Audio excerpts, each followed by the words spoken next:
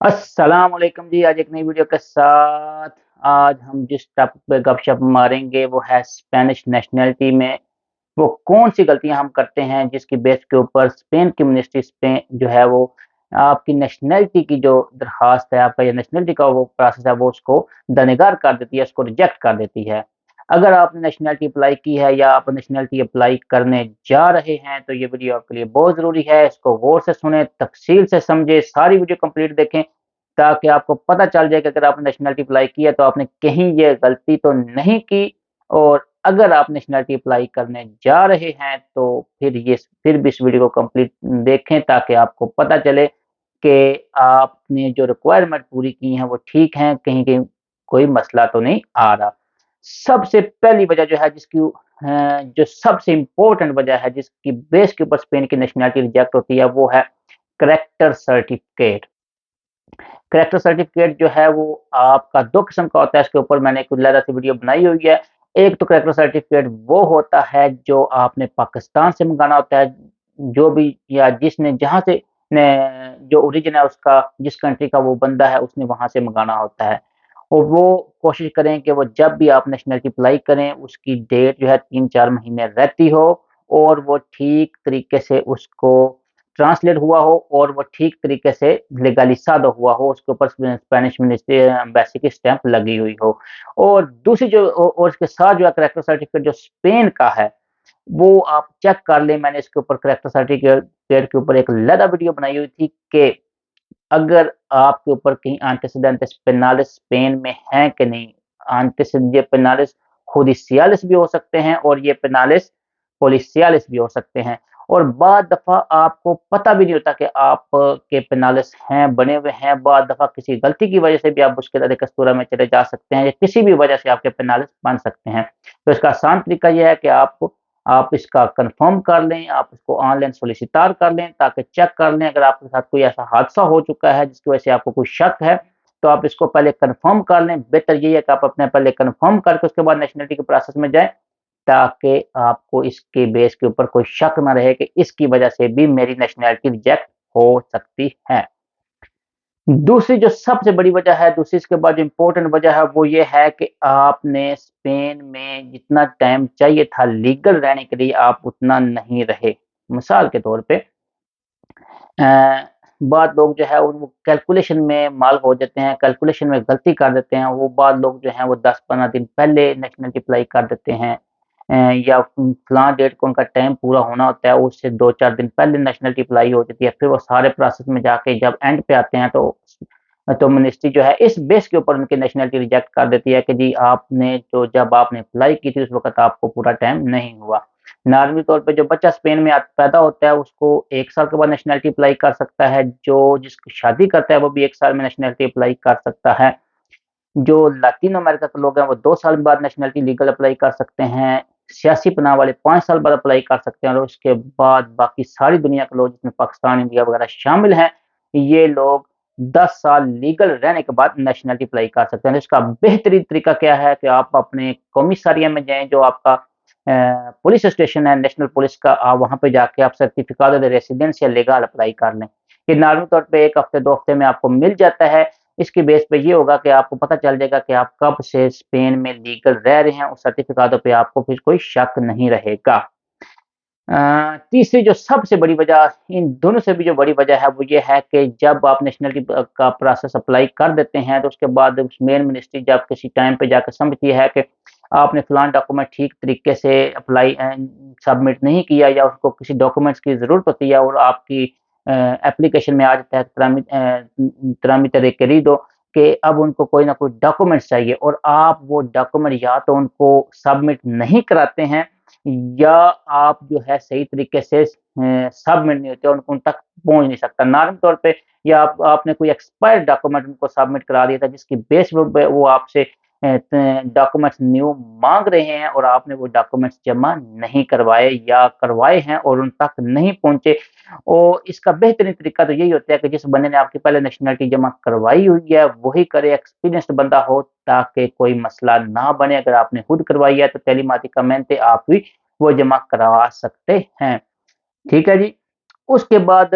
एक चौथी जो बड़ी वजह है उसमें ये है कि अभी तो ये कम वजह मालूम हो रही है, लेकिन पहले ये बड़ी वजह थी कि बहुत ज़्यादा लोगों की स्पेनिश नेशनैलिटी इस बेस पे रिजेक्ट कर देते थे कि आप लोग हमारे कल्चर में सही तरीके से इंटीग्रेट नहीं हुए और प्लस आपको हमारी लैंग्वेज जो है वो उस तरीके से नहीं आती है। तो अभी जो क्या है कि अभी जो है वो एग्ज़ाम हो का सर्टिफ़िकेट आपको मिल जाता है, आपने लिंगुआ का करना हो या दूसरा जो कल्चर का टेस्ट है, वो दोनों सर्टिफ़िकेट साथ मिला रहे तो फिर इसके चांसेस कम होते हैं। और एक बड़ी अहम जो है वजह जो 5वें नंबर पे मैंने नोट किया वो यही है कि कई लोग जिनकी 2-2 शादियाँ हुई होती हैं, उनकी भी नेशनैलिटी इस बेस पे रिजेक्ट कर देते हैं। नॉर्मल तौर पे तो हमारे जो अराबिक कल्चर है वहाँ पे यही होता है कि 2 अगर उसने 2 शादियाँ की हुई हैं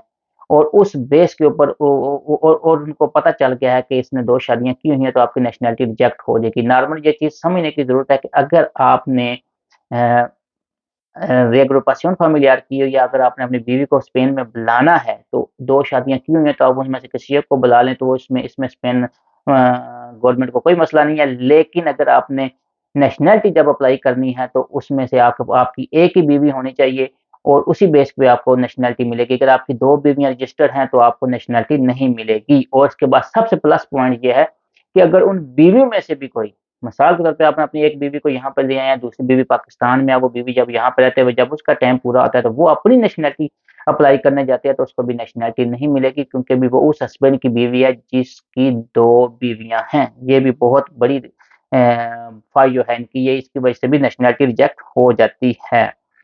अ, उसके बाद जो शादी वाले लोग हैं जो नेशनैलिटी अप्लाई करते हैं, क्योंकि उनका मैंने आपको बोला कि वो 1 साल बाद नेशनैलिटी अप्लाई कर सकते हैं, तो जब वो उनका बड़ा मसला ये आता है कि वो साबित नहीं कर सकते कि हमने 1 साल वो अपनी बीवी के साथ इकट्ठे रहे हैं। ये नॉर्मली उन लोगों का क्योंकि स्पेन की मिनिस्ट्री को शक पड़ जाता है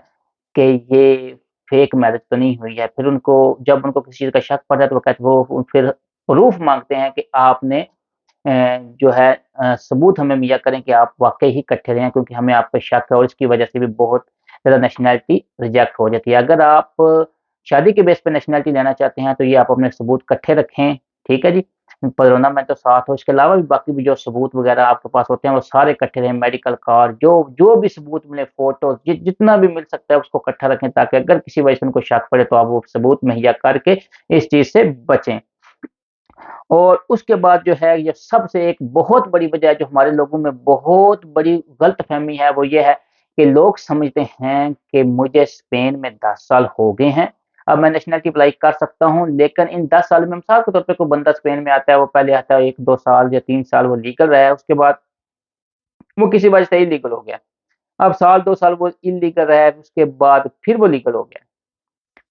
तो अब वो समझता है कि मेरा टाइम उसी दिन से शुरू होगा जिस दिन से मैंने पहले दिन नेशनैलिटी ली थी, जो मेरा 2-3 साल या 1-2 साल इल्लीगल मेरा आया वो भी बीच में काउंट होगा और वो उसकी बेस पे मुझे मैं नेशनैलिटी अप्लाई कर सकता हूँ। ये बहुत बड़ी गलतफ़हमी है स्पेन की मिनिस्ट्री में, स्पेन की गवर्नमेंट के लॉ में लीगल और कंटिन्यू टाइम होता है कि आपने अगर इसमें से एक दिन भी इल्लीगल रहे हैं तो आप नेशनैलिटी नहीं अप्लाई कर सकते। ये कंटिन्यू लगातार टाइम इसमें काउंट होगा, इसमें इल्लीगल टाइम नहीं काउंट होगा। इसलिए जब भी आप अपना सर्टिफ़िकेट इन्फॉर्मेट रेसिडेंस से जब भी कॉमिसरिया से लेंगे तो वो आपको उसमें तफ़सील आ जाएगी कि आप कब से कब तक यहाँ पे लीगल हैं और उसको उस पे आप समझ सकेंगे कि मैं यहाँ से नेशनैलिटी अप्लाई कर सकता हूँ कि नहीं। उसके बाद आखिरी जो सबसे बड़ी वजह ये है कि कई दफ़ा इंसान को पता ही नहीं होता और किसी वजह से उसको सज़ा हो जाती है किसी अदालत से और वो उसका नाम किसी सज़ा में आ जाता है और वो हो सकता है उस जगह पे हुआ ही नहीं है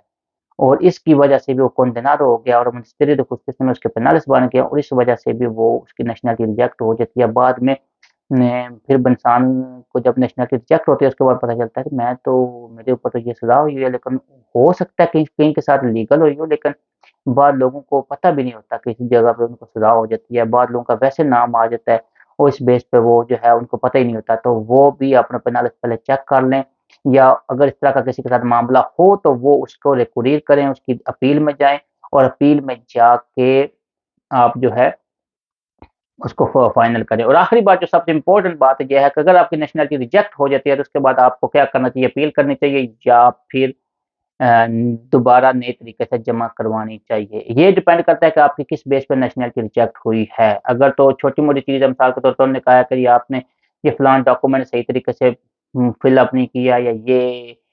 ये आपका डॉक्यूमेंट जो है ये आपने 10 दिन पहले नेशनैलिटी अप्लाई कर दी थी, या ये आपका डॉक्यूमेंट सही लीगली साधु नहीं था, तो उसका बेहतरीन तरीका ये है कि आप दोबारा नेशनैलिटी अप्लाई कर लें। लेकिन इसके बाद कोई और वजह है जैसे कि है, तो उसमें आप बेहतर यही होता है कि बंदा अपील में चला जाए। दुआओं में याद रखिएगा, फ़ी अमान अल्लाह, टेक केयर, अल्लाह हाफ़िज़, अल्लाह सबको खुश रखे।